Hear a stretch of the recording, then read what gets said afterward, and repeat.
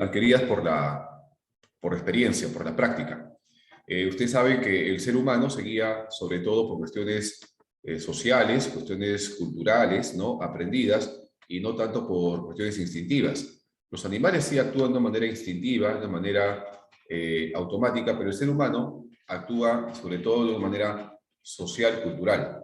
Y la mayor cantidad de conducta del hombre es justamente el resultado de este proceso, ¿no? Del aprendizaje. Decimos que no puede existir aprendizaje sin memoria. Para que haya aprendizaje, tiene que haber memoria, porque no puedo yo aprender algo que no recuerdo, ¿no? Porque para aprender tengo que recordar, ¿está bien? Y el aprendizaje, chicos, no se da en el nacimiento, sino se da incluso cuando somos feto, dentro del vientre de la madre.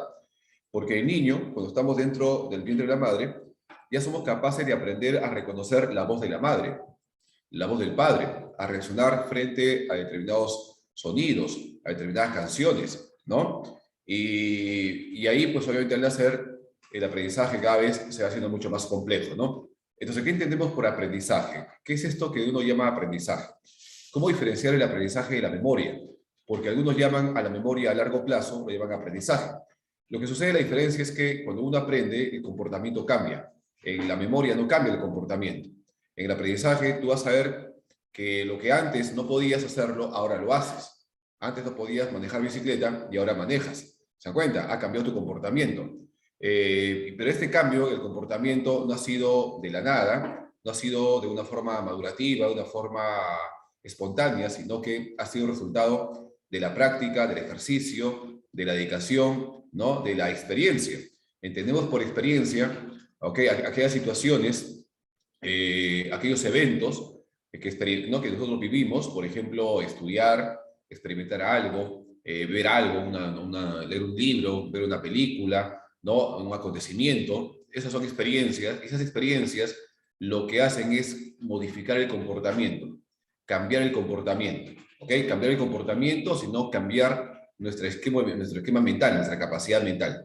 Entonces, se entiende que el aprendizaje más o menos es un proceso en virtud del cual la experiencia produce cambios relativamente permanentes, relativamente estables. Quiere decir que lo que uno aprende difícilmente lo va a olvidar. Y con esto no quiero decir que lo que uno aprende nunca lo olvida, porque sí se desaprende, si hay una extinción del comportamiento, pero generalmente el comportamiento es muy resistente, es casi permanente. Profesor, ¿y por qué? Me pueden preguntar ustedes, ¿por qué el aprendizaje es casi permanente? Porque cuando uno aprende, cambia, hay un cambio estructural en el cerebro. ¿Ustedes se acuerdan lo que es un engrama? ¿Se acuerdan ustedes lo que es un engrama? ¿Se acuerdan del engrama? ¿No? El engrama es la zona física del cerebro que se altera cuando uno retiene. Claro, se altera la parte, es como una conexión sináptica, ¿no? Es como una neurona, se conecta con otra neurona y establece un nuevo surco, un nuevo camino neurológico, una nueva vía de poder procesar la información, de conducir la información. Es como que de repente el alcalde construye una nueva carretera, ¿no? Para poder llegar de repente a otro lugar que antes no se podía llegar. Hay un cambio físico. Entonces, cuando en el cerebro hay un cambio físico, se producen nuevas sinapsis, nuevas conexiones, a eso se llama engrama. La memoria también produce un engrama, ¿no? Entonces, como el aprendizaje se convierte, se traduce en algo físico en el cerebro, borrar eso que es físico es muy complicado. Por eso decimos que el aprendizaje es casi permanente, relativamente estable, ¿ok? Entonces, toda experiencia que produce un cambio de comportamiento puede ser considerada un aprendizaje. Entonces, definimos como el proceso en virtud del cual la experiencia produce cambios en la conducta y esos cambios son relativamente permanentes. ¿Ok? ¿Ya? Ese es el aprendizaje, un cambio en la conducta debido a la experiencia. ¿Está bien? El aprendizaje, chicos, ha sido estudiado por dos grandes teorías, por el enfoque conductista, que es lo que en San Marcos viene mucho más, y por el enfoque cognitivista, que San Marcos está tomando nuevamente en cuenta, ¿no? Porque ahora están viniendo también preguntas sobre las teorías cognitivistas. Entonces, hay un enfoque conductista que explica el aprendizaje y hay un enfoque cognitivista que explica también el aprendizaje, ¿no? El aprendizaje, desde el punto de vista conductista, es entendido como un producto, ¿Ok? Es decir, que el comportamiento cambia. Para el enfoque conductista, el aprendizaje necesariamente va a producir un cambio visible en tu comportamiento. Vas a realizar actividades que antes no podías. Antes no podías subir las escaleras, ahora subes las escaleras. Antes no podías nadar, ahora nadas. Antes no podías hacer saltos mortales, ahora haces saltos mortales. Antes no podías manejar bicicleta, ahora maneja bicicleta. El aprendizaje ha producido un cambio visible en tu comportamiento. O sea, cambió en tu comportamiento. A eso se llama cambio en el producto, cambio en la conducta. El enfoque conductista plantea que el aprendizaje es un producto y que el comportamiento sí o sí va a cambiar. ¿Ok?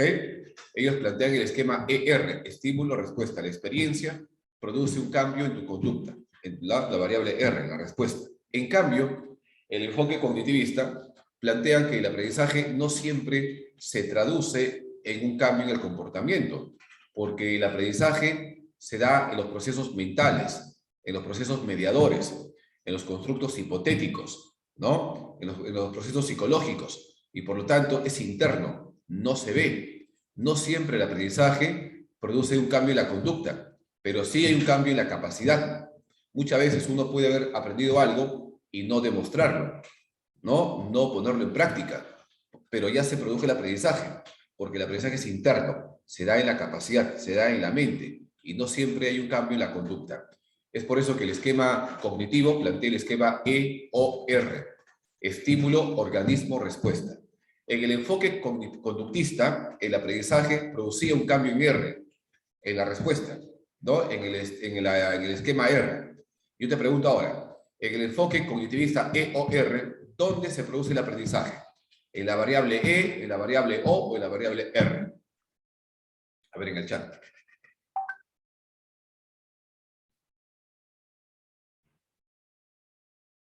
¿Qué dicen? En la O. Claro, en la O, en la variable O, en los procesos mediadores, en los procesos mentales, en la capacidad. O sea, que es un proceso.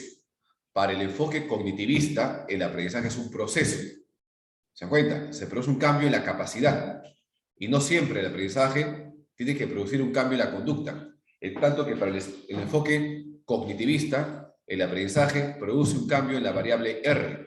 Y por lo tanto, cambia la conducta. Y todo aprendizaje necesariamente va a tener que producir un cambio en la conducta. ¿Ok? ¿Ya? Dentro del enfoque conductista, tenemos, por ejemplo, a Pavlov, ¿no? Iván Pavlov, que desarrolló la teoría del condicionamiento clásico. Tenemos, por ejemplo, también a Edward Lee Thorndike, que desarrolló la teoría del condicionamiento instrumental. Y luego tenemos, pues, al más bravo de todos, que es Skinner, que desarrolló la teoría del condicionamiento operante, ¿no? El operante inductivo. Esto como representantes del esquema del enfoque conductista, conductual, ¿ok? De la variable ER. En tanto que el enfoque cognitivista está representado, por ejemplo, primero por la Gestalt, por la escuela gestáltica, el Insight. ¿Se acuerdan ustedes del Insight? La comprensión, la captación súbita. Dime, Paula, ¿cómo estás? Buenos días. Decime. Voy a hacer más ejemplitos de ambos. ¿De qué? ¿De qué? ¿De conductista y cognitivista? Por ejemplo, para aprender a tocar la guitarra, has tenido que practicar, ¿no? ¿Sí o no? Has tenido que ensayar. Y después de tanto ensayo, tanta experiencia, los movimientos aparecen, ¿no? Aprendiste a tocar la guitarra. Para que aprendas a sumar, a multiplicar el inglés, has tenido que experimentar, has tenido que practicar, estudiar, dedicarte. Y por lo tanto, aumenta tu capacidad. ¿Te das cuenta? Aumenta tu capacidad. Incorporas información nueva a tu esquema, estructura mental que antes no tenías. ¿Se dan cuenta? ¿No? Un nuevo idioma, el de multiplicar, una nueva teoría, ¿no? Se produce un cambio en tu capacidad. Cambia, aumenta tu capacidad producto de la información que ingresa a tu mente. El insight era, creo que no de nada había la respuesta. Claro, el insight es la llamada comprensión súbita, ¿no? ¿Cuáles son conocimientos empíricos? ¿Cuáles son conocimientos empíricos? No, todo aprendizaje es empírico, porque depende de la experiencia. Entonces, ambos enfoques deben ser en realidad. Ambos son empíricos porque tanto el enfoque conductista como cognitivista depende del aprendizaje de la experiencia. No puede haber aprendizaje sin experiencia. ¿Ok? Si el comportamiento cambia de la nada, sin experiencia, no es aprendizaje. Tiene que haber experiencia, o sea, ejercicio, práctica, dedicación, ensayo, estudio, ¿no? Para que esa experiencia produzca un cambio en la conducta o un cambio en la capacidad. Si la conducta cambia de la nada, de pronto, o cambia la conducta de la nada, eso no es aprendizaje. ¿Ya? Entonces, dentro del enfoque cognitivista, por ejemplo, está el aprendizaje de teoría, de fórmulas, de leyes, de conocimientos, cultura general. Todo eso tú lo adquieres y lo aprendes cuando estudias, por la experiencia. O sea, ¿no? Pero el aprendizaje se da en tu mente, en tu capacidad, ¿te das cuenta? En tus conocimientos. En el enfoque cognitivista, ¿qué prefiere el organismo? El organismo la variable O representa a los procesos mentales, a tus pensamientos, a tu memoria, a tu atención, a tu inteligencia. Todo eso va a cambiar. Todo eso cambia. ¿Ok? O sea, cambia la variable O. La variable O representa a los procesos mentales, estímulo, organismo, respuesta. La variable organismo representa a todos los procesos mentales, todo lo que pasa en tu mente, desde que el estímulo ingresa hasta que emites una respuesta. ¿Ok? ¿Ya? La variable O representa a los procesos mentales, a tu atención, a tu memoria, a tu pensamiento, todo eso es la variable O. Y cuando tú aprendes de manera cognitiva, cambia, se modifica la variable O. Y dentro del enfoque cognitivista tenemos pues a Brunner, tenemos a los gestálticos. Entonces puedo decir que el enfoque conductista no tiene, no, pues el enfoque conductista no cree en la mente. El enfoque conductista, ¿ok? De Pavlov, de Skinner, rechazan la mente, no tocan la mente. Por ejemplo, para Skinner, la mente es una caja negra. Para Pavlov, la mente no existe. ¿Se dan cuenta? Para Watson, tampoco la mente existe. Para el enfoque conductista, no existe la variable O. Por eso ellos plantean la variable ER, estímulo-respuesta. El estímulo provoca un cambio en la conducta. En cambio, el enfoque cognitivista plantea el esquema EOR. El estímulo produce un cambio en la capacidad y luego nuestra mente, nuestra capacidad, emite una respuesta. Por eso EOR. Entonces, en el enfoque cognitivista, el aprendizaje se da en la variable O, en nuestra mente, en nuestra capacidad. Y en el enfoque conductista, el aprendizaje produce un cambio en R, en la respuesta, en la conducta. Entonces, en el enfoque cognitivista, no necesariamente el aprendizaje va a producir un cambio en la conducta, pero para el enfoque conductista, el aprendizaje de todas maneras va a producir un cambio en la conducta. Profe, el condicionamiento instrumental sería de operante. El operante es modificado un poquito, el instrumental. O sea, cuando Skinner modifica un poco el instrumental y le crea otras cositas, se convierte en operante. Es muy parecido, ¿no? Sino que algunos conceptos, algunas cositas lo modifica Skinner. Skinner se basó, pues obviamente, en Watson y se basó en Thorndike. Thorndike desarrolló el aprendizaje instrumental y Skinner el condicionamiento operante. Es modificado. Es el instrumental, pero modificado. ¿Ya? Muy bien. Entonces, dentro del cognitivismo tenemos pues a Brunner, a Usubel, a Tolman, tenemos a la Gestalt, a Wertheimer, etcétera, ¿no? Eso ya vamos a ver después. Muy bien. Entonces, seguimos. Este es el aprendizaje, ¿no? Es un proceso en el cual la experiencia produce un cambio en la conducta y la capacidad como resultado justamente de la experiencia. A ver, miren, todo aprendizaje, chicos, todo aprendizaje produce un cambio en la conducta, pero resulta que no todo cambio en la conducta es un aprendizaje, ¿ya? Por ejemplo, para que dicho cambio, dicha conducta sea un aprendizaje, tiene que haber mediado la experiencia, tiene que haber habido la experiencia. Entienda por experiencia a la práctica, al estudio, al ensayo, ¿no? La disciplina, a la acción que haces tú todos los días. Por ejemplo, si tú te despiertas todos los días a las 6 de la mañana, vas a aprender a despertarte automáticamente a las 6 de la mañana. ¿Ok? Porque la experiencia produce aprendizaje. La experiencia produce un cambio en tu conducta. ¿Se dan cuenta? Entonces, tiene que haber experiencia para que haya aprendizaje. No puede haber aprendizaje sin experiencia. ¿Ya? Muy bien. Ajá. También tiene que ser la conducta, tiene que haber un cambio en la conducta.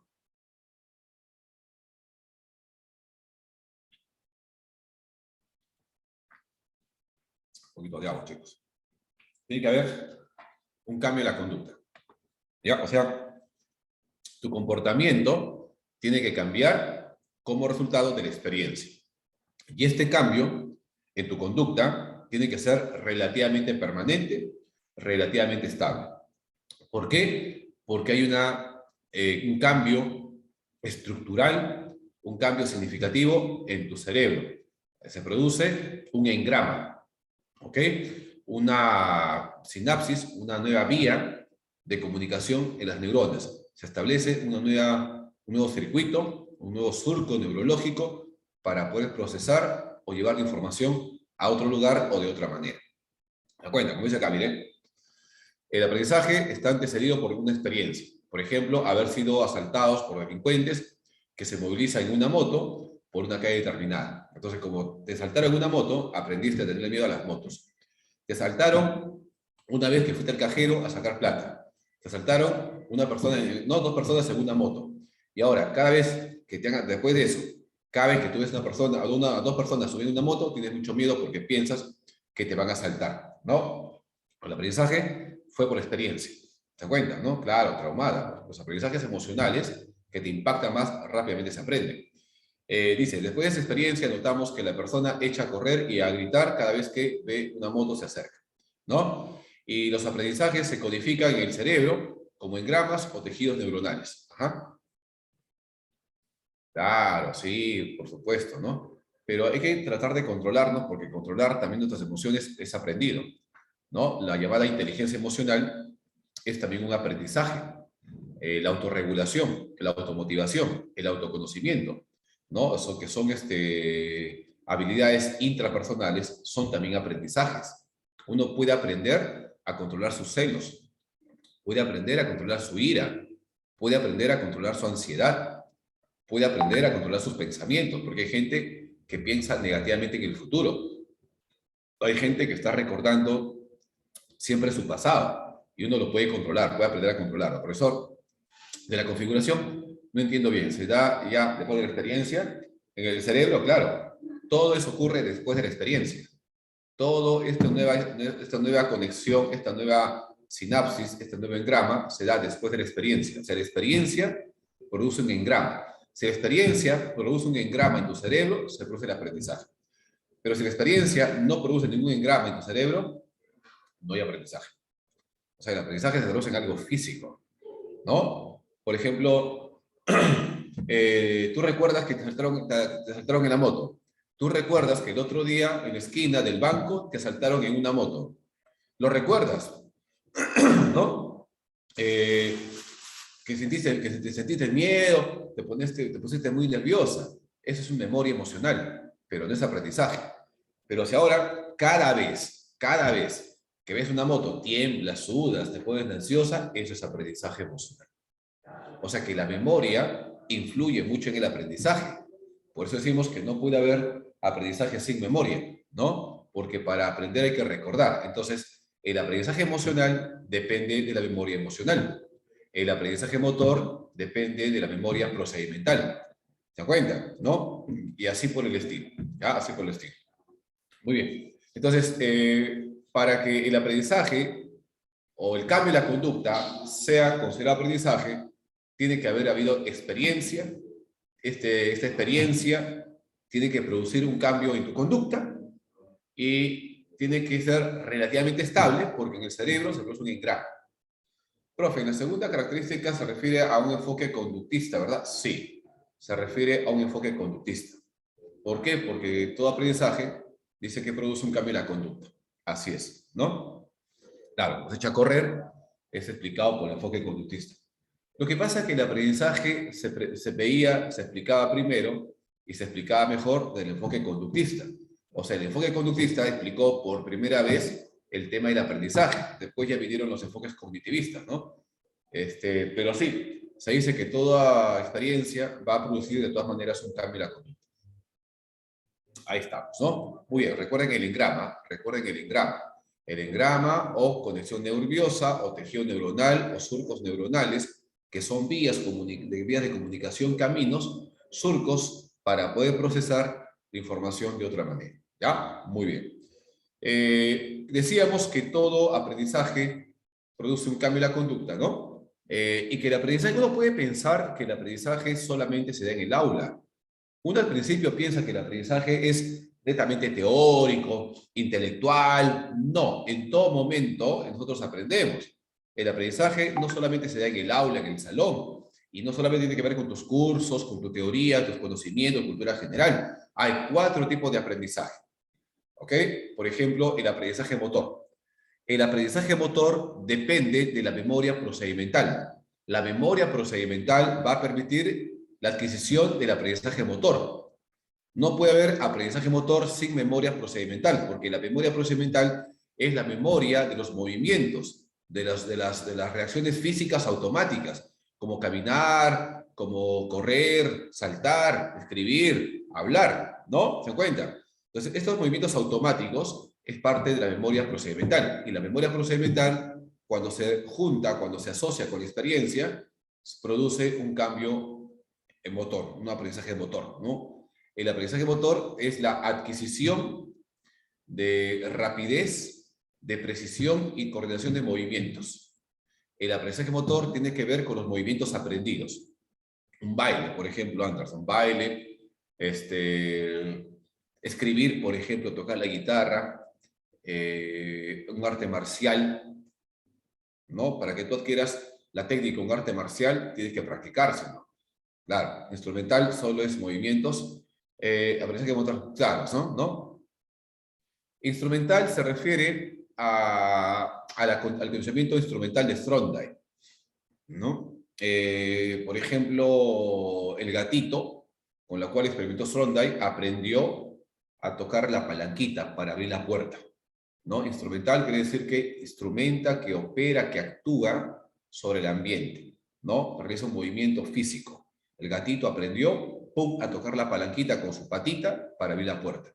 Por eso es instrumental, ¿ya? El aprendizaje motor, chicos, tiene que ver con la adquisición, con la rapidez, precisión y coordinación de movimientos.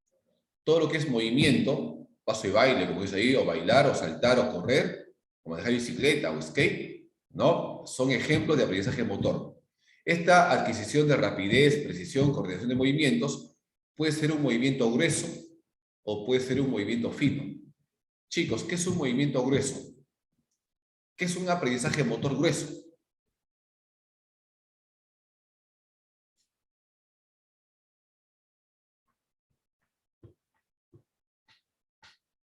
¿Difícil? No. ¿Qué es un aprendizaje motor grueso? Fino creo que son los dedos, ¿ya? Claro. Claro, el aprendizaje motor fino tiene que ver con la coordinación visomotriz, manos, vista, ojos, dedos. Pero ¿qué es un aprendizaje motor grueso? ¿Qué involucra el aprendizaje motor grueso?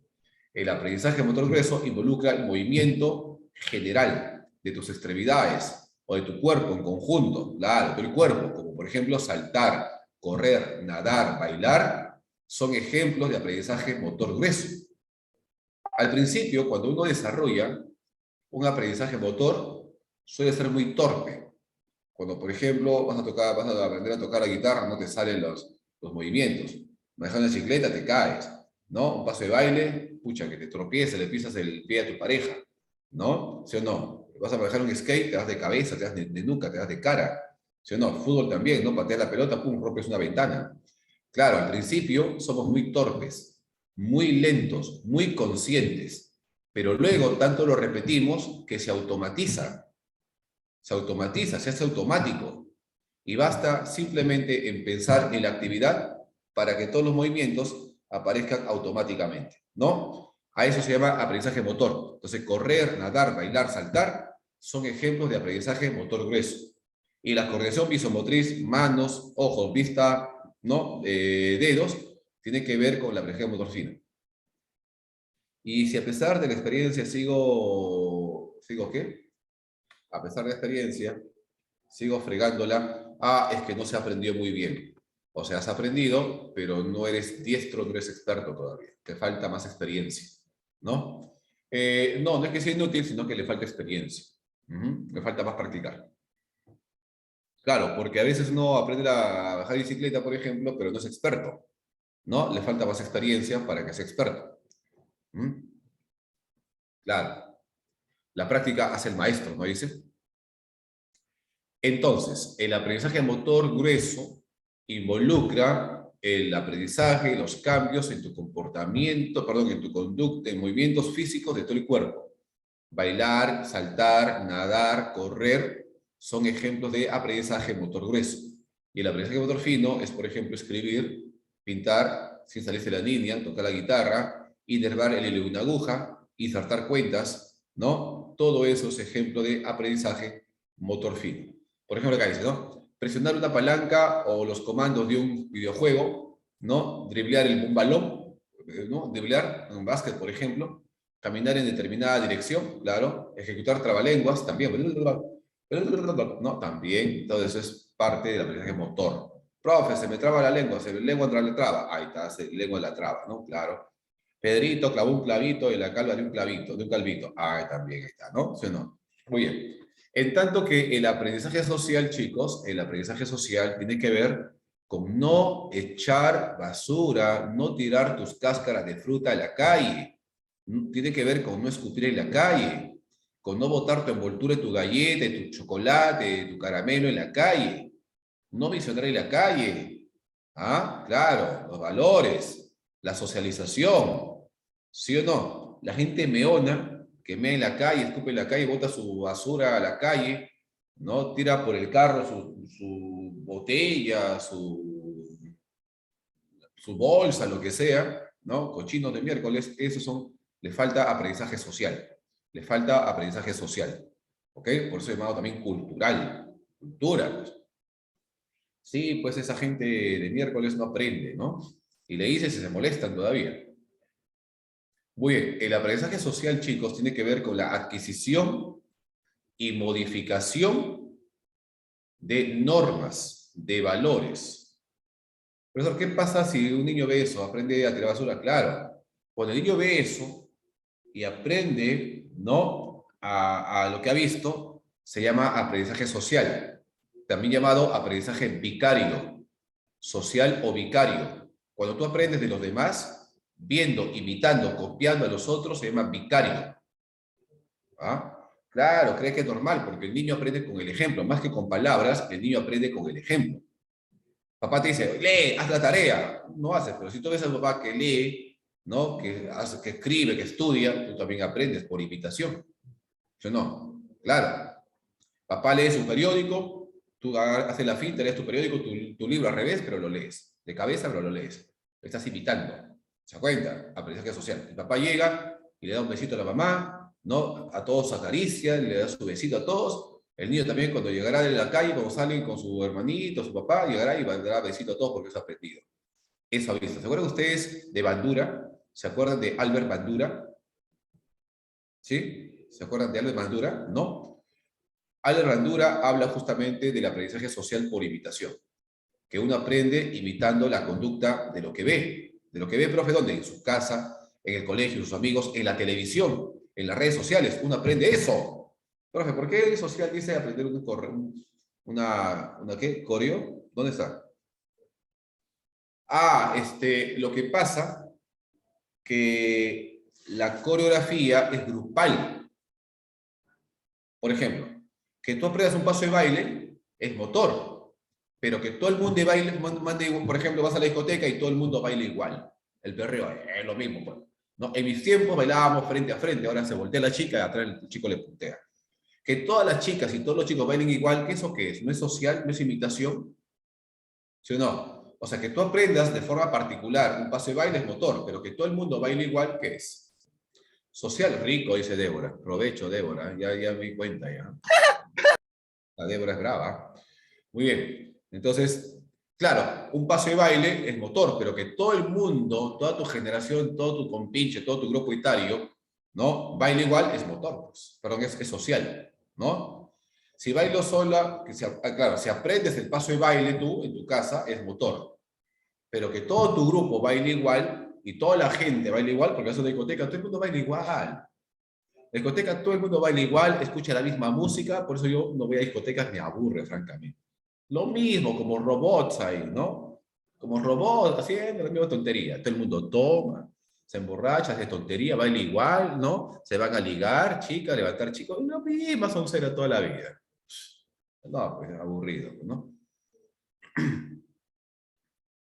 En serio, pues la gente para divertirse tiene que tomar. Si no toma, no se divierta, que falta de personalidad. O sea, tiene que drogarse, estar borracho, alterado su mente para que recién se disfrute. Porque sin eso, no disfruta. Valor, valor, valor, valor, ¿no? O sea, te falta valor porque no tienes seguridad, ¿no? Te falta personalidad.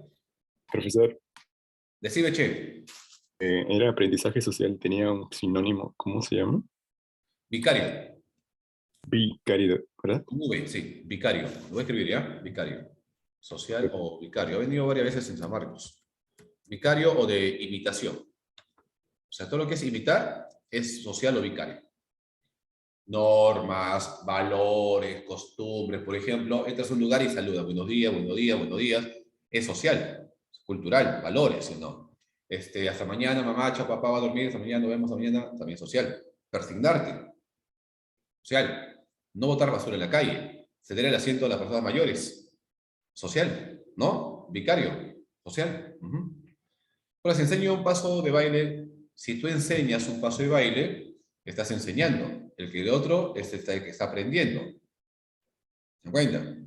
La enseñanza y el aprendizaje van de la mano.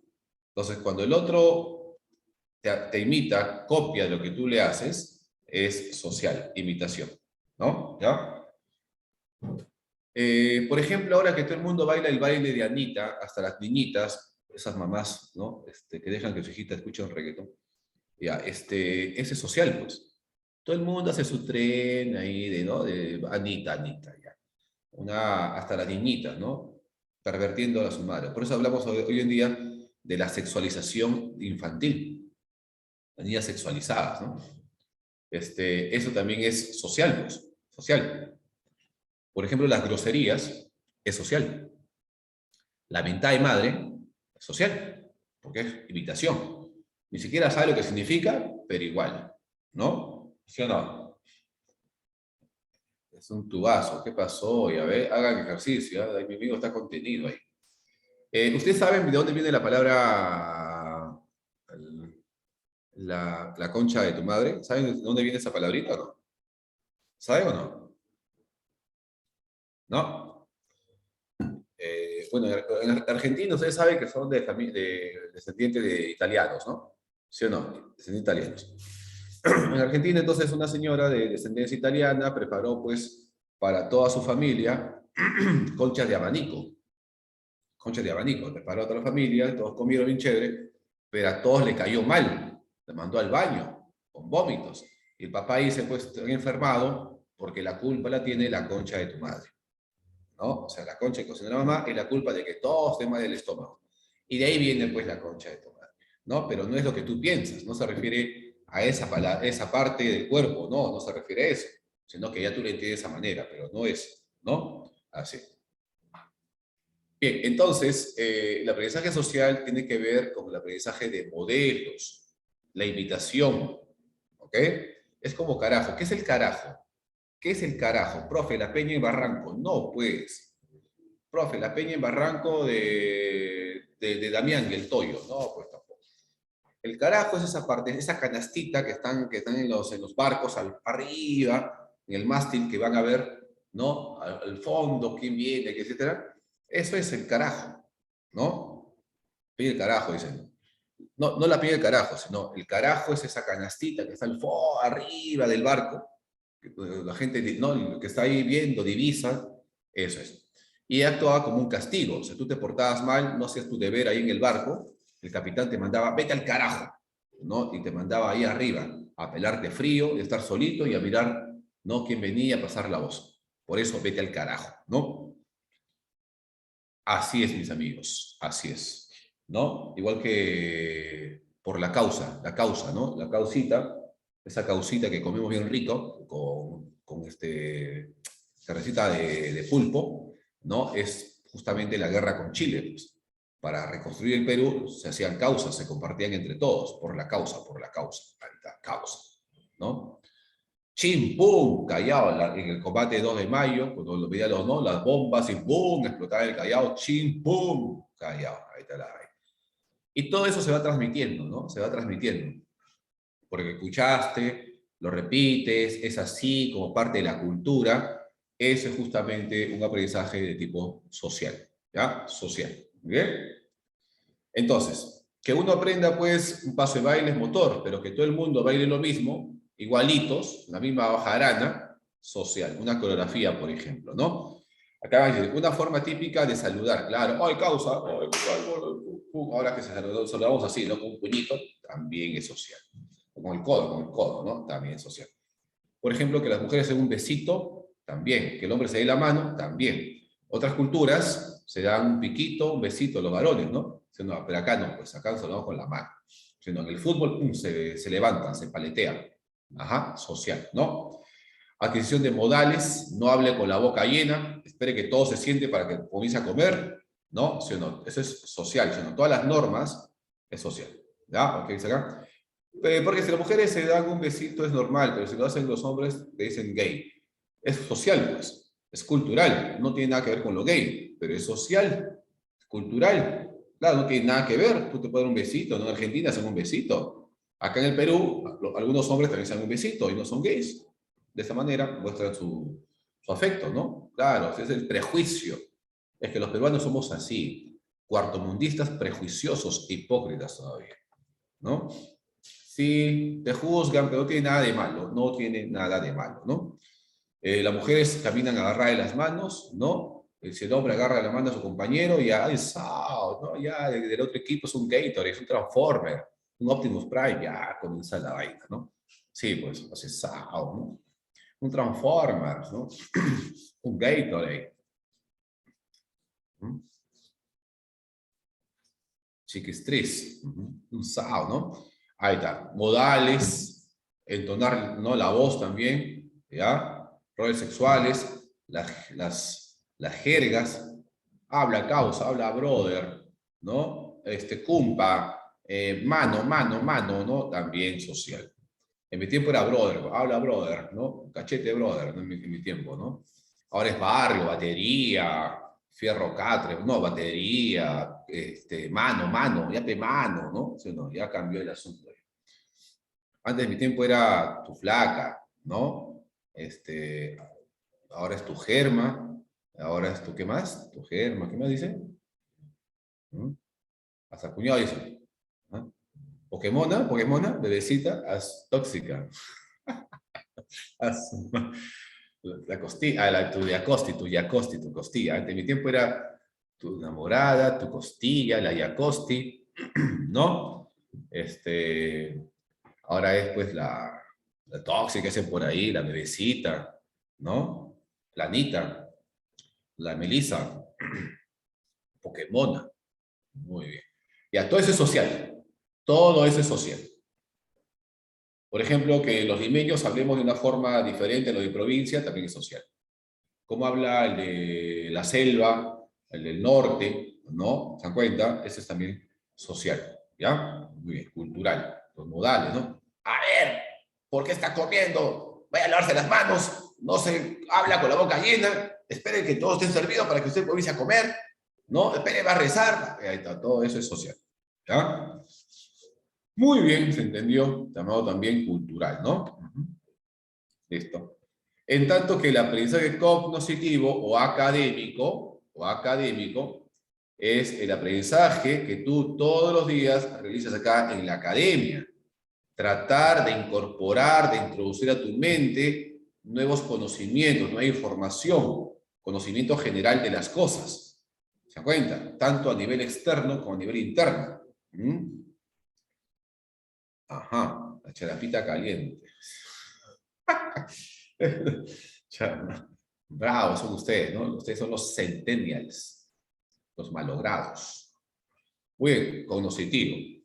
Todo lo que ustedes realicen en el colegio, en la academia, en la universidad, van a aprender fórmulas, teorías, conceptos, definiciones, ¿no? Todo eso es aprendizaje cognoscitivo. Miren, a la generación millennials le llaman los pequeños tiranos. Los pequeños tiranos. Si ellos son tiranos los millennials, ¿qué serán los centennials como ustedes? Si la generación Y, los millennials, son así, los pequeños tiranos, lo llaman, porque van en contra de los papás, un poco que se rebelan ante los padres, no son tan obedientes como mi generación. Mi generación X era mucho más obediente. Al papá se lo obedecía al toque, si no lo obedecías te sacaban la mugre. Pero ahora los papás se sienten culpables, ¿no? Porque tienen que trabajar todo el día, entonces consienten al hijo. El hijo se rebela, ¿no? Y ya no cree tanto en los padres. Los millennials son más independientes que la generación X, más rebeldes. Y ustedes los centennials son peor todavía, ¿no? Ahora son los de cristal, la generación Z o la generación alfa. La generación alfa son los que han nacido después de 2010. 2010 hasta ahora es generación alfa. Del 2000 al 2010 es la generación Z, los centennials. Y 2010 hasta ahora son la generación alfa, los nativos tecnológicos. Centennials, claro, la llamada generación Z. Los centennials, generación Z. Esos son más bravos. Agresión con la arriba población en el 2000. Ajá, con la tecnología. Más liberales, más promiscuos, ¿no? Han visto que todo es frágil, que todo es cambiante, el matrimonio no sirve, los divorcios. Ustedes se encantan con los divorcios, ¿no? En mi tiempo como que no había muchos divorcios, comenzaron a hacer los divorcios, pero no era tan frecuente como es ahora los divorcios. El engaño masivo, tanto de la mujer como del varón, ¿no? Son ustedes. La palabra feminicidio está mal utilizada, chicos. La palabra feminicidio lo utilizan los medios de comunicación de forma exagerada, de forma dramática, cuando no es un feminicidio. Que un hombre mate a una mujer no es feminicidio. No, el feminicidio es el asesinato contra una mujer por el simple hecho de ser mujer. Claro, ¿no? O sea, ¿por qué mujer te mato? No te mato porque tengo un problema conyugal, porque siento celos o porque tengo conflicto contigo. No, te mato porque eres mujer. Es como los alemanes mataban a cualquier judío porque era judío. ¿No? Claro, eso es homicidio, ¿no? Claro.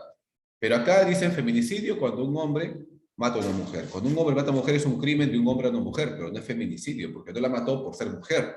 La mató por conflictos, por problemas afectivos, emocionales, ¿qué habrá sido, no? Y por eso la mató. ¿Se dan cuenta? Pero usamos mal el término. Ah, es un crimen crimen de género, ¿no? Es un asesinato de género. Tampoco es género, ¿no? Cuando un hombre mata a una mujer, tampoco es crimen de, ¿no?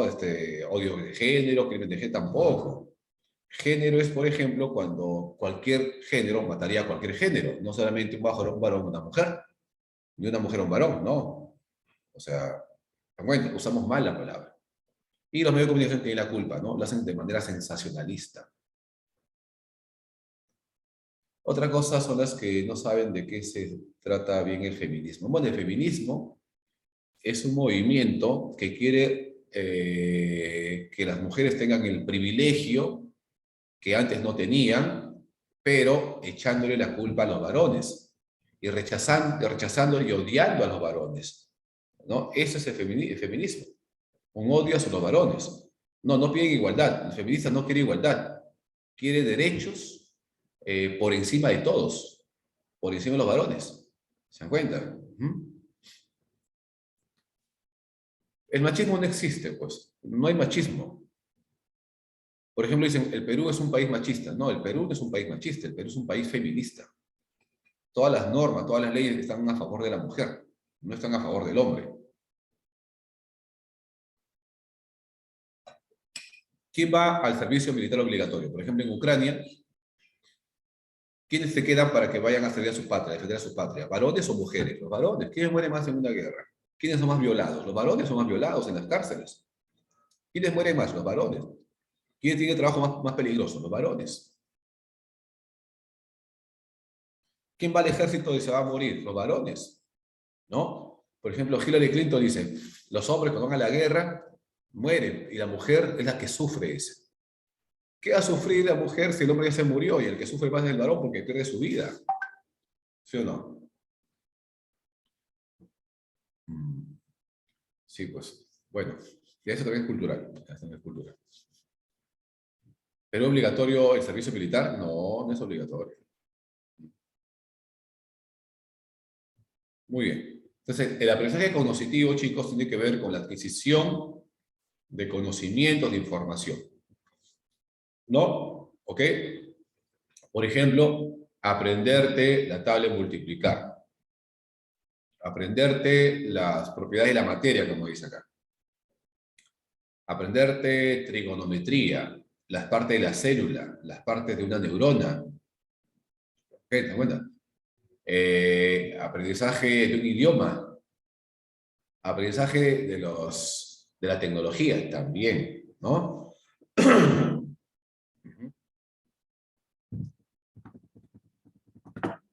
¿Está bien?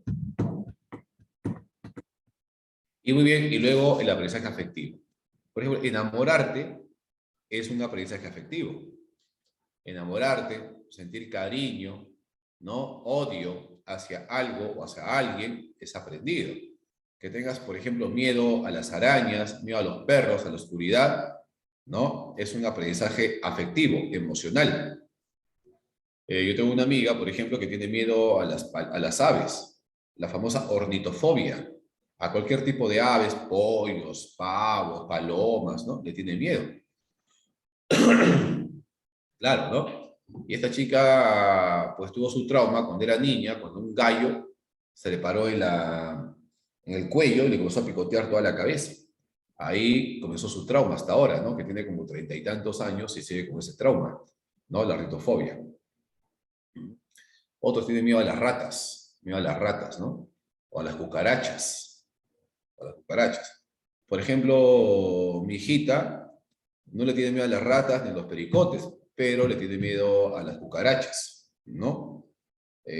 Caza arañitas, juega con arañitas, con alacranes, con ratas, ¿no? Le gusta, pero le tiene miedo a las cucarachas, ¿no? Ajá, así es.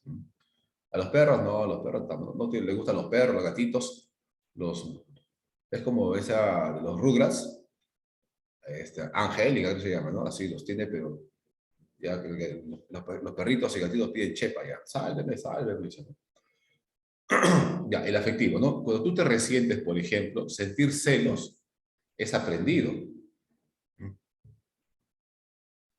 No, ahorita, claro, ahorita estamos ahorita lo que estamos haciendo ahorita es afectivo, claro, es perdón, cognitivo, claro. Lo que estamos haciendo ahorita, hablando, conversando, es no tratar de adquirir un aprendizaje de tipo cognitivo. Así es, ¿no? Ujú. No, es que a veces también uno aprende porque piensa, ¿no? Porque piensa. En el caso de mi hijita, tiene miedo a las cucarachas porque una cucaracha voladora, ¿no? Le voló hasta la cara y sus patitas ahí, ahí comenzó su miedo a las cucarachas. Sí, ajá.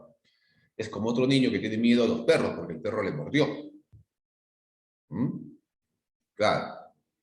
Si esa cucaracha dice, no, se estaba bañando, dice, no, y la cucarachita voló a su cara, a su cuerpo, así, ahí, no está chiquita, ahí tiene miedo a la cucaracha. Ujú.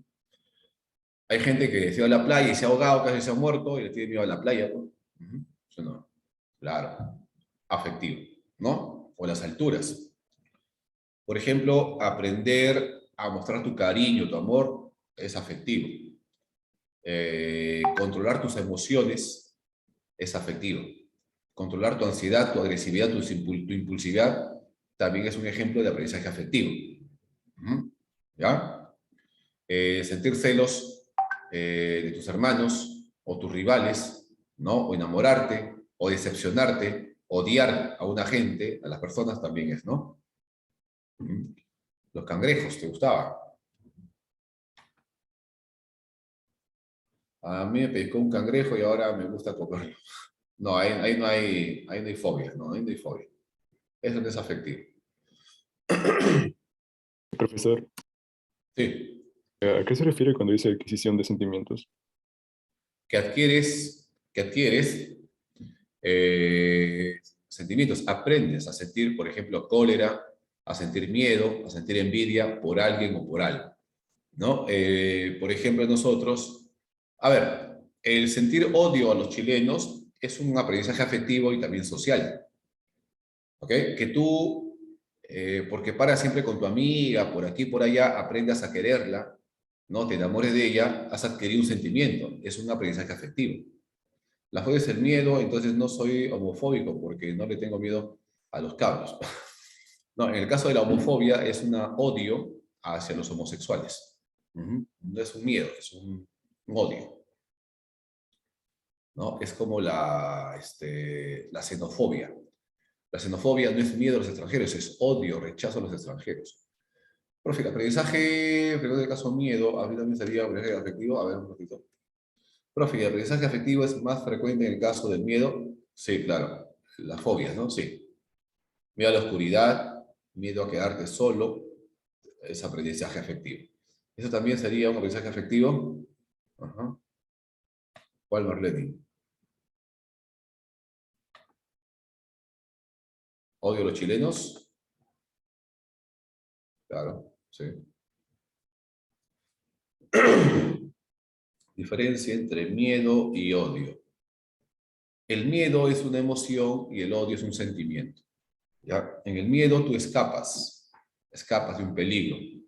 Escapas porque sientes que ese objeto, esa persona, ese animal te va a hacer daño y por eso escapas. Sientes miedo, ¿no? En el odio hay un rechazo de hacerle daño al otro porque también te puede dañar. En el miedo escapas, en el odio agredes, ¿no? Así es. El miedo es una emoción y el odio es un sentimiento. Uno aprende a ser celoso, claro. Uno aprende a sentir celos. Por ejemplo, cuando tu mamá prefiere a tu hermanito porque es chiquito y te deja de lado, ahí comienzan tus celos. Entonces, cuando tienes tu enamorada, tú sientes celos que tu enamorada de repente prefiera a su amigo o su amiga antes que tú, ¿no? Porque ya tuviste una experiencia desagradable cuando eras niño. Tu mamá te rechazó, te dejó de lado por tu hermanito. Y ahora tienes miedo de que tu enamorada, que tanto quieres, también te deje de lado por otra persona. Y por eso sientes celos. Todo depende de la experiencia. Todo tiene que ver con una experiencia. ¿Se dan cuenta? ¿No? El miedo puede ser tanto aprendido como innato. Bueno, hay miedos evolutivos que son innatos y hay miedos que son aprendidos. La mayor cantidad de miedos son aprendidos. Hay miedos evolutivos como por ejemplo el miedo a la oscuridad y el miedo a los animales grandes y feos. Son miedos evolutivos que vienen de los hombres primitivos, los antepasados. Siento muy incómoda, así porque por favor me le pido que sea objetivo de su clase, al menos trate de evitar el tema del feminismo. ¿Cómo? Ah, eres feminista. A ver. A ver, ¿dónde está mi amiga? Se siente incómoda, dice, porque habla del feminismo. No hablé de feminismo, mencioné el feminismo. ¿Dónde está? No lo leo. Me siento incómoda. Bueno, si te sientes incómoda es un aprendizaje afectivo. A ver, ¿dónde está? Se fue ya. La que está a favor del aborto. ¿Dónde está? Bueno, ya se fue. No entendí. Ya, que está a favor del aborto, ¿no? Muy bien. Entonces, el afectivo es el cariño, el amor, el odio, el resentimiento hacia algo, hacia alguien. Y este sentimiento es de la experiencia. ¿Ya? Muy bien. Silvana, ahí está Silvana, creo que es la feminista. Dime, Silvana, ¿cuál es el problema? ¿Me estoy burlando o no me estoy burlando, no? Relájate, amigo. ¿Cómo? ¿Cómo dices? Relájate. ¿A mí? No, Le Silvana. dijo a Silvana, no se relaje. Muy bien. Ya, bueno. Acá hay... De todas maneras, no hay problema, debatimos, ¿ah? No hay problema. No me burlo tampoco, ¿ah? Acá es debatir, aprender, no es aquí como que yo rechazo, yo tengo la verdad, no, vamos aquí a aprender. Profesor, ¿y si cómo, qué? Claro, que Silvana, debatamos, a ver, saca tus argumentos.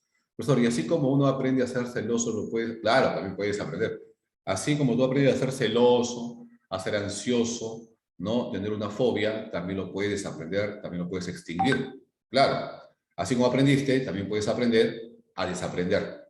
Y también puedes aprender a aprender, ¿no? Eso se llama reaprendizaje, ¿ya? Muy bien. Entonces, el aprendizaje que ustedes ven no solamente se ve en la clase, en el salón, sino que se da en todo contexto, en todo momento, ¿no? A ver, si el profe no fuera objetivo, no estaría diciendo los conceptos tal cual son. Claro, bueno, trato de ser lo más objetivo que pueda, ¿no? Pero decir que la palabra feminicidio está mal usado, ¿no? Es como que una persona mata a un varón por el simple hecho de ser varón. Ahí sería una misantropía, ¿no? Un asesinato para los hombres, que también las mujeres matan hombres, ¿no? Pero que un hombre mate a una mujer no es feminicidio, es un asesinato de un hombre contra una mujer, porque no la mató por el hecho de ser mujer, sino por conflictos, problemas que habrán tenido, ¿no? No la mató. Profesor, lo mismo sería decir que, o sea, simple y sencillamente un hombre mata a una mujer hasta cuando ésta es ultrajada y pues secuestrada y luego la matan. Es lo Ajá. mismo. Claro, o sea, es feminicidio cuando se ataca a la mujer, se la asesina por el simple hecho de ser mujer. O sea, tú eres mujer independientemente de tu cultura, de tu edad, de tu sexo, ¿no? del tipo que seas, por el ser mujer simplemente te ataca. Es como que yo de los gatos, cualquier tipo de gato que sea, no ha hecho nada, lo mato. Ahí sería, pues, ¿no? Pero lo te das cuenta que cuando uno aparece, por ejemplo, que la que viola, mata o mata a su esposa o a su pareja, son crímenes pasionales, ¿no? Que también ocurre de la mujer al varón, pero no la mató por el simple hecho de ser mujer, ¿no? Sino por otras cuestiones.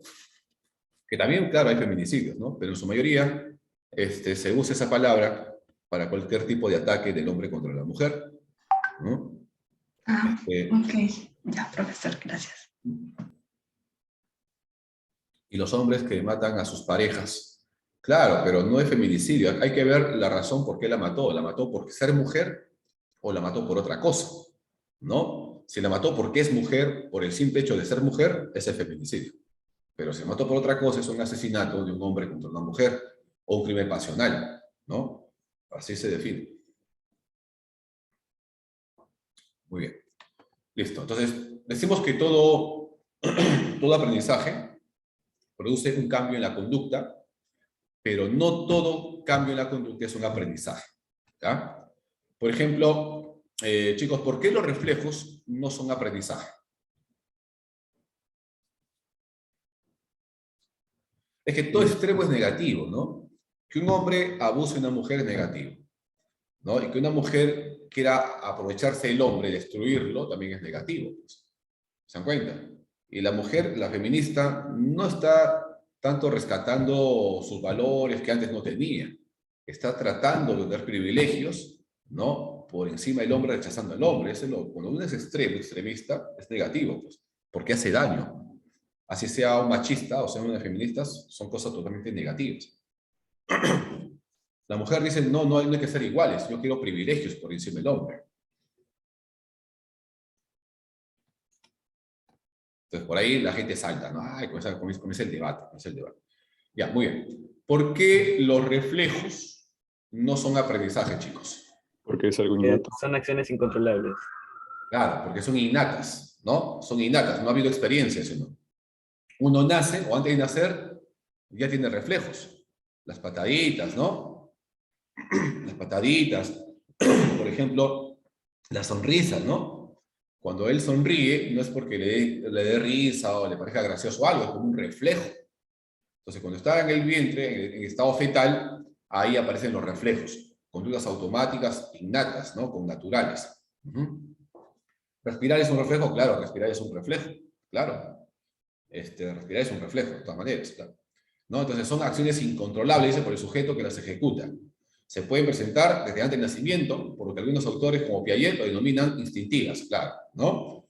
Aunque se diferencian de estos por su simplicidad. La naturaleza de un reflejo es diversa, ¿no? Por ejemplo, en el caso tuyo es glandular. La respiración, por ejemplo, la respiración es visceral, ¿no? La salivación es glandular, ¿no? El golpecito, por ejemplo, en la rodilla, pum, que pateas, eso sería también medular, ¿no? A las mujeres le dan preferencia para evacuar, ¿eso sería feminismo? Claro, sí, feminismo. Bueno, no, es sí, claro, ¿no? Mujeres y niños. El hombre es el sexo relegado. El hombre es el sexo desechable, ¿no? El que va a la guerra, el que tiene que hacer todo es el hombre. Bueno, después hablamos de eso, ¿ya? Cuando hablamos, creo que de bases sociales, No hablamos ya. Por ahí hablaremos de repente otros, ¿no? Muy bien. Por ejemplo, lagrimear, salivar, respirar, como decías, también son reflejos. Sería, en el caso de respirar, sería un reflejo de tipo glandular, igual que salivar, ¿no? Claro. Los instintos son conductas más complejas, ¿ah? Los reflejos son conductas simples, ¿no? Por ejemplo, respirar, parpadear, salivar, llorar, ¿no? Son reflejos. Pero los instintos son conductas más sofisticadas, más complejas, ¿no? ¿A qué se refiere cuando el reflejo es diverso? Es que hay muchos tipos de reflejos. Hay reflejos glandulares, por ejemplo, la respiración, el movimiento del estómago. Hay reflejos, por ejemplo, medulares, te golpean el codito, el codo o la rodilla y pateas, haces un movimiento así, ¿no? Pues te golpeas y haces este movimiento, es un reflejo. Visceral también, ¿no? De los órganos internos. La salivación también. Comes, por ejemplo, algo, te meten algo en la boca y comienzas a producir saliva. Ese es también un reflejo salivar. Es algo automático, es algo natural, es algo que no se ha aprendido, es algo propio, ¿no? Del organismo y es innato. Esos son los reflejos. No son aprendizajes porque no había experiencia y porque no había un engrama tampoco en tu cerebro, ¿no? Como hacer pis, depende. Por ejemplo, si tú haces pis solamente, como las mujeres, ¿no? Hacen pis solamente en su casa, en su baño, porque el baño afuera no le gusta, se aguanta, eso sería social, cultural. O incluso sería motor también, ¿no? Porque se controla. Pero hacer pis como un reflejo, como una cuestión fisiológica, no es aprendizaje, es un reflejo. Ajá, claro. ¿El instinto es aprendizaje? No, el instinto tampoco es aprendizaje. Los reflejos no son aprendizaje, ¿ya? El instinto tampoco es aprendizaje.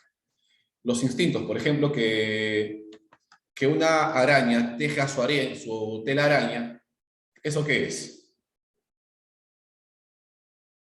O que una mamá defienda a su hijo, dé vida a su hijo, ¿eso qué es? Es instinto, ¿no? Ahí están los instintos. Los instintos tampoco son aprendizaje, ¿no? ¿Ya? ¿Qué son los instintos? Como dice acá, son patrones fijos de acción o conducta animal. Los instintos son innatos también, ¿no? Es inflexible, es inalterable, ¿ok? Y son comunes a toda la especie, ¿no? Los instintos se desencadenan frente a determinados estímulos durante un determinado grado de maduración. Los instintos desencadenan una secuencia de conductas, por ello suelen ser más sofisticadas que el reflejo. El reflejo es una conducta simple, automática, ¿no? Como parpadear, salivar. Pero los instintos son un encadenamiento de conductas. Son conductas más complejas, más sofisticadas. Parte íntima tanto te cuesta decir pene. ¿Qué pasó, Mario? ¿Qué pasó con el pene? ¿Qué pasó? ¿Qué habla? Yo estoy dictando, ustedes están en otra cosa, ¿no? Estoy dictando, acá hay instintos, ustedes están en otra cosa. Pene, no sé qué. Ya. Le gusta que dice. ¿Qué pasó ahí? Sexualidad viene más adelante todavía, chicos, ¿eh? ¿Ya? Entonces, por ejemplo, cuando la gatita agarra a su gatito de acá, del lomo, y lo lleva para un lugar escondido, ¿lo hace porque lo quiere o porque lo hace? ¿Lo hace porque ha aprendido a sentir afecto, cariño, o lo hace por un instinto? Por instinto, ¿no? Por instinto.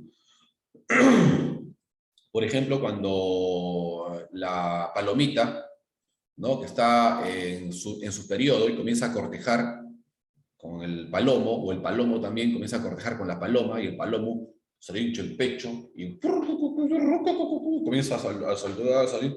Eso es que ha aprendido a cortejar, ha aprendido a enamorar a la palomita, o por instinto, ¿no? Instinto, pues se le hincha el pecho, ¿no? Y comienza y a ese es instinto. Igual la mujer, la paloma también, ¿no? Comienza así, a moverse, a levantar la colita, también, ¿no? Instintivo, claro, ¿no? Y luego para la olla. Bueno, ahí está, ¿no? Instintivo. Como dice Freud, pulsiones. Freud, para diferenciar los instintos de los animales de los instintos del hombre, Freud lo llama pulsiones, ¿no? pero qué raro que si tienen memoria deberían tener aprendizaje.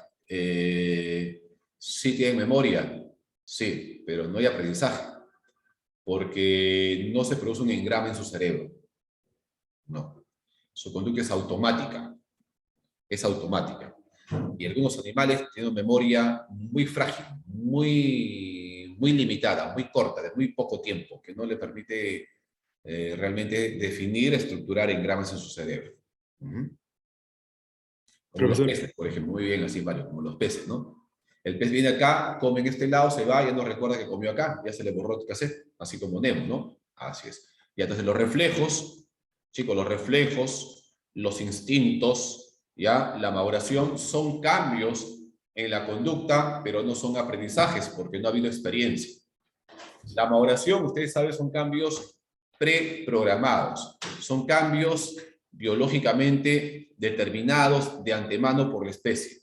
Entonces, ¿el instinto viene a ser como un reflejo más sofisticado? Sí, es un conjunto de reflejos, es un conjunto de acciones más complejas, más organizadas, más extensas, más amplias, que da la impresión de que es una conducta voluntaria, intencional, consciente, deliberada, pero no, es impulsiva, no, es inflexible, es automática. Así es. Los reflejos, se puede decir que los instintos son como un conjunto de reflejos. Los reflejos son conductas simples, como parpadear, pasar la saliva, ¿no? Son conductas breves, pero innatas, simples. Los instintos son conductas más complejas, parecen organizadas, parece una conducta voluntaria, pero no es voluntaria. ¿Ok? No es voluntaria. Muy bien. Y la maduración son cambios que se dan en todos los seres humanos sin entrenamiento, sin experiencia, sin práctica. Y los estados temporales del organismo. Cuando el organismo atraviesa por una situación determinada, el comportamiento cambia. Esta situación puede ser, por ejemplo, la tristeza, la depresión, o puede ser la cólera, o puede ser la enfermedad, o puede ser, de repente, producto de la ingesta de una sustancia psicotrópica psicoactiva que produce un cambio en la conducta, pero que no es aprendizaje porque este cambio en la conducta es pasajero, es temporal. Cuando uno está triste, o está enfermo, o está desmotivado, o está bajo la ingesta de alguna sustancia psicotrópica, su comportamiento cambia durante ese tiempo que dura la enfermedad o que dura el efecto de esa sustancia. Y pasado el efecto, pasado la tristeza, pasado la desmotivación, ¿no? El comportamiento regresa a su estado habitual. Cuando uno está molesto, el comportamiento cambia. Cuando uno está triste, el comportamiento cambia. Pero pasado el efecto de la tristeza, pasado el efecto de la agresividad, el comportamiento regresa a su estado habitual. No ha aprendido a estar agresivo, no ha aprendido a estar triste, está atravesando un estado temporal. ¿No? Hay un cambio en la conducta, pero no es aprendizaje. ¿Ya? Muy bien.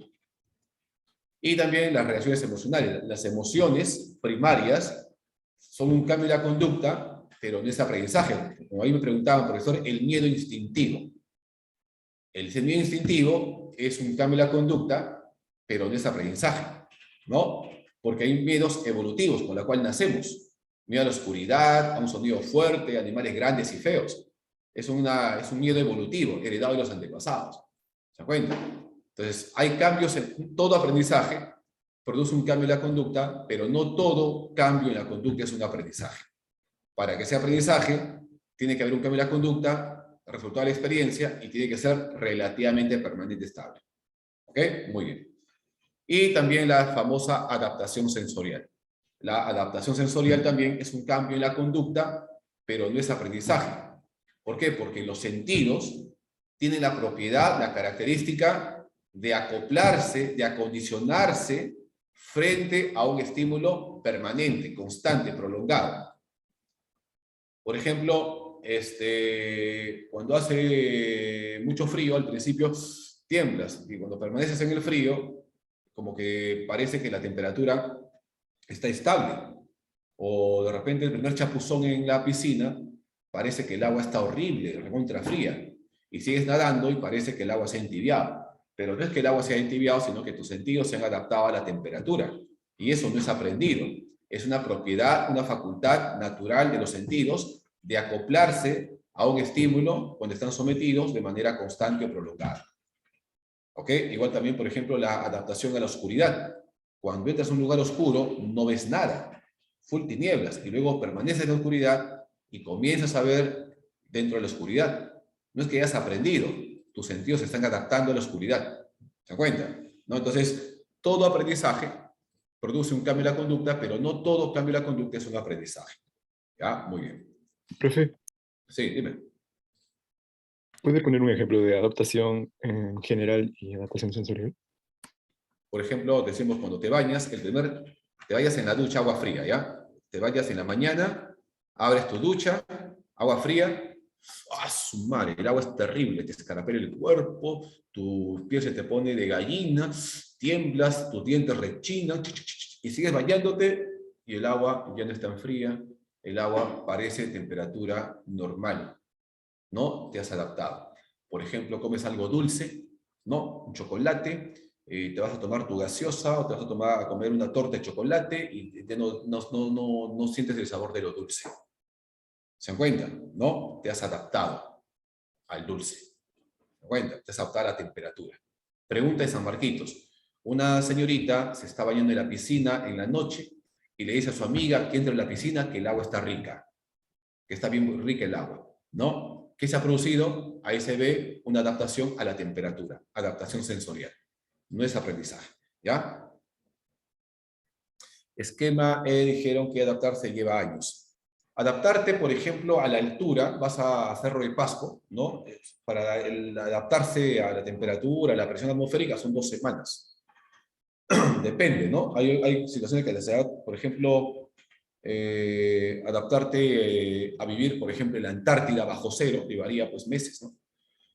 Depende, pero es algo que sea natural, no es por experiencia, sino que los sentidos tienen la propiedad justamente de ir acostumbrándose, acoplándose, ¿ya?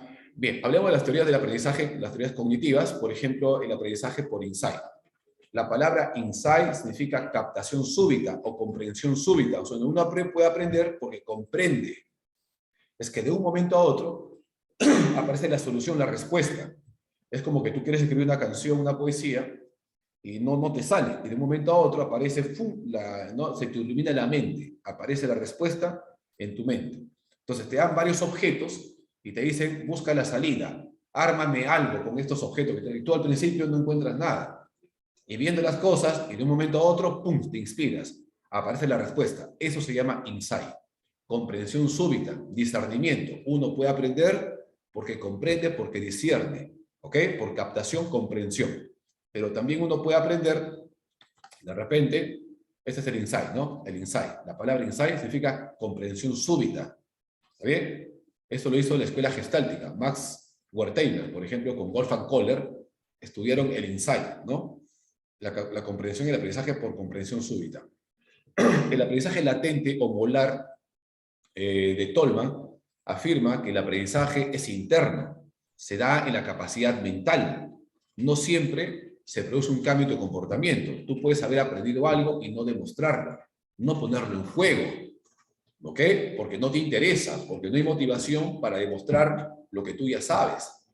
Y si se presenta la motivación, lo vas a demostrar. Pero no siempre el aprendizaje se va a manifestar en tu comportamiento, porque el aprendizaje se da internamente, en tu mente, en tus procesos mediadores.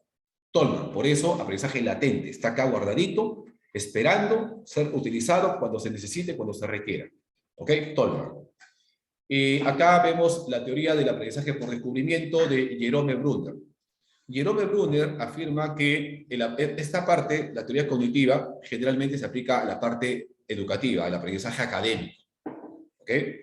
Se habla del aprendizaje en clase, aprendizaje en el salón. ¿Ok? Generalmente con el profesor ahí que te va a enseñar. Estas teorías cognitivas están enfocadas sobre todo al aprendizaje académico, ya cognoscitivo. Entonces, en el aula, por ejemplo, el profesor, dice Bruner, no tiene que darle el conocimiento a los alumnos.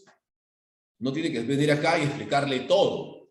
No, eso está mal, dice Bruner, porque eso demuestra que el alumno no tiene la capacidad de construir, sino simplemente de recepcionar el conocimiento de memoria y repetirlo de forma automática. Es el llamado aprendizaje mecánico.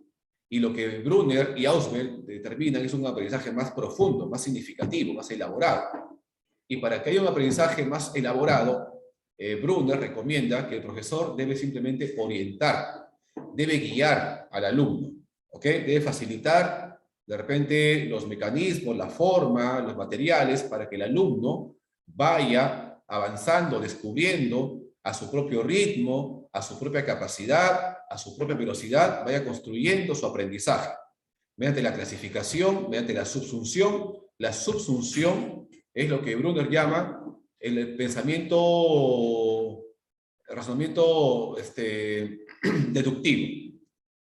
Es lo que él llama la clasificación. Cuando tú clasificas, organizas y piensas de manera deductiva, estás subsudiendo, estás incorporando información a tu estructura mental.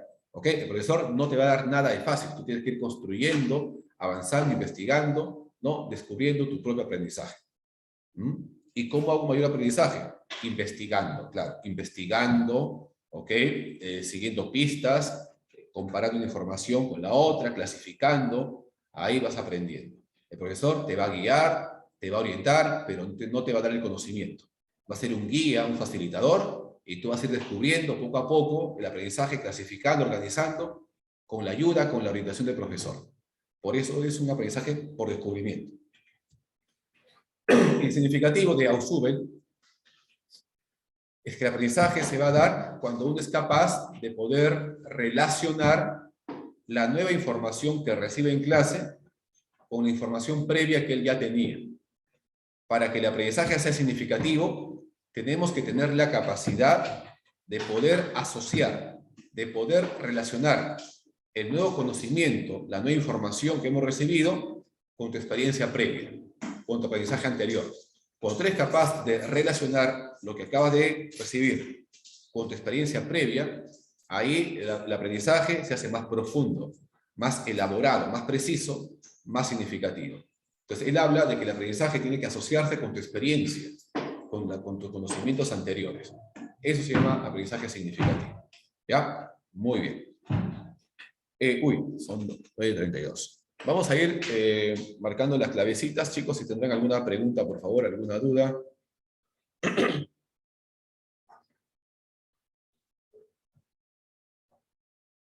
¿Ya? Ok.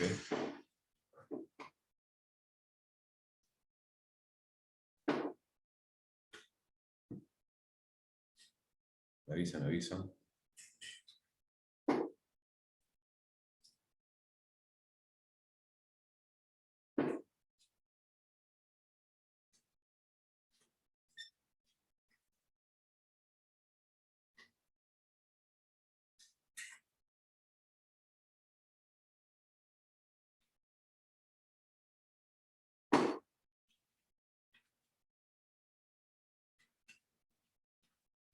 Muy bien. Insight se llama comprensión súbita, ¿ya? Vamos con las preguntitas.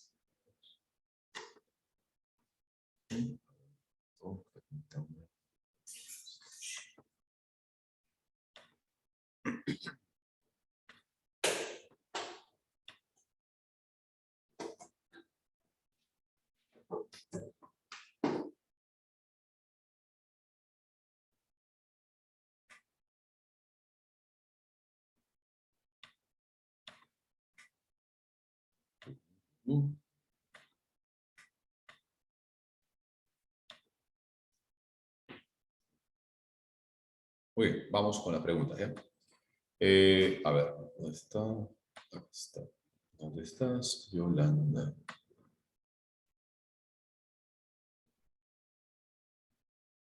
Sí, claro. Así es, N, sí, así es. Profe, aprendizaje significativo sería relacionar lo que he aprendido con esa experiencia, con las cosas que me rodean. Sí, así es. ¿No? Algo que te haga recordar, profundizar con la información que tienes. Eso sería significativo. Muy bien. Dice acá, ¿no? Autor de la teoría del aprendizaje significativo, David Ausubel, ¿no? Muy bien, la D, estadounidense, ¿eh? Estadounidense. 2. Según él, para el aprendizaje debe darse una comprensión de lo que ocurre. ¿no? O sea, el aprendizaje por comprensión súbita o discernimiento o captación de relaciones. La D también, ¿no? El insight. Comprensión súbita o descubrimiento de relaciones, eso se llama insight, ¿ya? Insight. 3. Si el profesor de biología, en vez de dictar a los alumnos los tipos de hojas que existen, los lleva al parque para que ellos recolecten las hojas y a partir de ahí los clasifiquen, ¿qué teoría del aprendizaje estaría utilizando dicho profesor? O sea, los lleva al parque para que vean, para que toquen, para que sientan lo que es una hoja, una planta, y luego lo clasifiquen por la forma, el color, el tamaño, qué sé yo. ¿No? Descubrimiento, claro, muy bien. Aprendizaje por descubrimiento. No está asociando con lo que sabe, lo está llevando al lugar que tenga una experiencia, ¿no? Y a partir de ahí vayan descubriendo, vayan organizando su aprendizaje. Muy bien. 3 besos. 4. La teoría de aprendizaje denominada recurre a los saberes previos de los estudiantes. Significativo, ¿no? Aprendizaje significativo. La 4, la C. Aprendizaje significativo. 5. Teoría del aprendizaje de carácter conductista, pero incluye variables de índole cognitiva. Nos referimos a la teoría, ¿no? Ajá. Sería del aprendizaje de signos. La teoría del aprendizaje de signos se llama también aprendizaje molar o aprendizaje latente. Es la teoría de Tolman, de que el aprendizaje ya se dio en tu mente, pero no siempre se manifiesta, ¿ya? Porque es interno, de los signos. La B sería signos o molar o latente, ¿ya? Aprendizaje molar de los signos o latente de Tolman, Edward Tolman. 6. El aprendizaje es posible ya que la conducta a realizar tiene intenciones que la dirigen. Es una afirmación del aprendizaje molar o también llamado intencional o ¿cómo se llama? Latente, molar, ¿no? Ahí está. Conductismo molar. Porque todo lo que haces está dirigido a una meta, a un fin. Toda conducta es por algo, no es por nada, ¿no? Siempre está dirigida a una meta. Toda conducta siempre está dirigida a una meta, ¿ya? Por algo. 7. Bajo el enfoque de Brunner, el encargado de dirigir el aprendizaje es el encargado de dirigir, no de darte el aprendizaje, no de dirigir, lo cual guarda relación con la teoría. Según Brunner, el encargado de dirigir, no de brindarte el conocimiento, de dirigir, de orientar, es el docente, el profesor. Y esto guarda relación con la teoría de Vygotsky, ¿no? El andamiaje, que el profesor necesitas de alguien mayor, de mayor experiencia, que te oriente, que te apoye, que te conduzca, ¿no? Ajá, eso es justamente. Brunner se parece bastante a Vygotsky. 7, la C. 8. La experiencia debe presentarse de manera hipotética y heurística, antes que de manera expositiva. Expresión a favor del aprendizaje por descubrimiento. Por descubrimiento. El profesor no tiene que darte conocimiento de la información, tiene que orientarte, inducirte, exponerte para que tú vayas investigando y aprendiendo, ¿no? Esa es la A, 8 la A. 9. El pensamiento divergente guarda relación con el aprendizaje. El pensamiento divergente es un aprendizaje flexible, más amplio, ¿no? ¿Ok? Guarda relación con el aprendizaje de los signos de Tolman. Profe, no entiendo. Lo que pasa cuando uno aprende, dice Tolman, se produce en el cerebro un esquema mental, un mapa cognoscitivo. Tolman investigó con ratas, ¿no? En laberintos. Hizo que la rata recorra laberintos, ¿no? Y la rata se había aprendido ya a recorrer los laberintos, pero había hecho a su manera un camino para llegar más rápido, ¿no? Al fin del laberinto. Entonces Tolman le puso obstáculos, cerró ese camino que la rata había aprendido para llegar más rápido como un atajo al final del laberinto. Lo tapó, le puso ahí obstáculos. Entonces la rata buscaba otro camino, pero no al azar, sino que en su mente ya había creado toda la imagen, toda la estructura, ¿no? Como un mapa en su mente de todo el recorrido. Entonces en su mente, si este de repente estaba cerrado, buscaba otro camino. Ah, por acá también se llega. Así. Y esto determinó de que los animales también tienen la capacidad de poder crear esquemas mentales, mapas mentales. ¿Se dan cuenta? ¿No? Acá. Si está cerrado, me voy por acá. es como un taxista, ¿no? Se va por ese lado y está cerrado. Y su GPS le dice, vete por otro lado. O de repente él tiene experiencia y se va por otro lado para cortar camino, porque aquí está cerrado.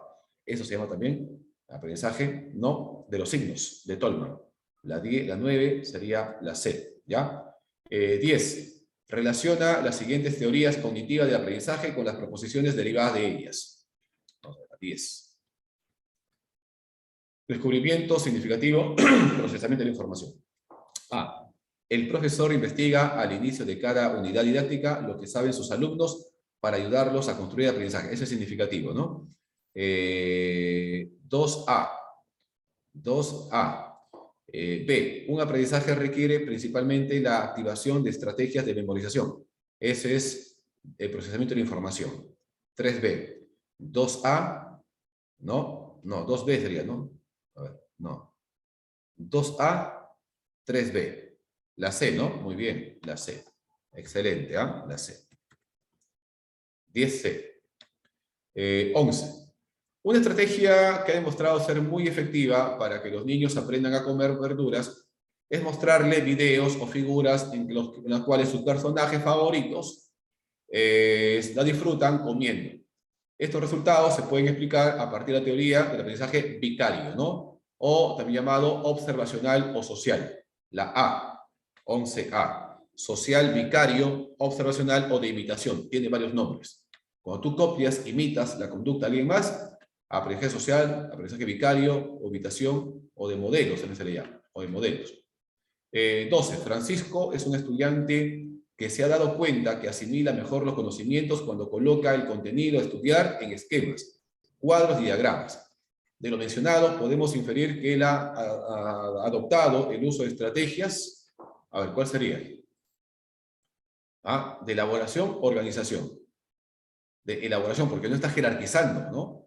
Está, claro, elaboración. Cuando haces cuadros, esquemas, estás elaborando. Cuando jerarquizas, clasificas, estás organizando. 12, la A, muy bien. 13. Mariana acostumbra a parafrasear lo leído cuando estudia. Se arma sus resúmenes que le ayudan a entender sus textos y asimila mejor los contenidos. Ella utiliza una estrategia clasificada como repaso. Parafrasear, hacer refranes, repetir en voz alta, esas son estrategias de repaso. 13, la B. O grabarte y luego escuchar, también es repaso. 14, Rolando es un maestro de escuela que suele ponerle retos a sus alumnos en forma de preguntas, para que ellos investiguen y busquen la forma de resolverlas. Inclusive permite que formen equipos reducidos de trabajo para investigar. No les brinda las respuestas y los satisfactorios que los niños logran dar solución gracias a su asesoría. Rolando es un docente que está basando su práctica en la teoría del aprendizaje por descubrimiento, ¿no? Claro, la B, muy bien, excelente. 14 besos. Y 15. Dice, Mateo cursa su primer ciclo en la universidad. Luego de terminar un trabajo de investigación bibliográfica, le comenta a la docente, me fue muy difícil interpretar y sacar conclusiones. Debe ser porque no estoy acostumbrado a dar opiniones sobre un tema. Hasta ahora solo he repetido ideas de grandes autores. Podemos decir que Mateo ha hecho uso de un proceso denominado, se ha dado cuenta, ¿no? Que repite. ¿Se da cuenta? ¿Ah? ¿Cuál sería? ¿La A o la D? La D, ¿por qué la D? ¿Está regulando su manera de aprender? ¿O se ha dado cuenta que está utilizando mucho la memoria? Se dio cuenta, comprensión súbita, insights. Claro, insight, ¿no? Porque la metacondición es la administración, la autorregulación del aprendizaje, y ahí no está regulando nada. Ahí es consciente de cómo aprende, se ha dado cuenta que es muy memorista, eso se llama insight. Cuando tú te das cuenta de algo tuyo, ya se llama insight. Sí, darse cuenta. Ajá, el insight es darse cuenta. Así es. Comprensión súbita. Algo interno surge que te hace despertar, te hace captar algo que antes no captabas. Ese es el insight. Muy bien. ¿Listo? Vamos entonces con el quiz, ¿no? ¿Alguna duda, chicos? ¿Todo bien? No hay que hablar de feminismo porque nos molestamos, ¿no? Muy bien, chicos.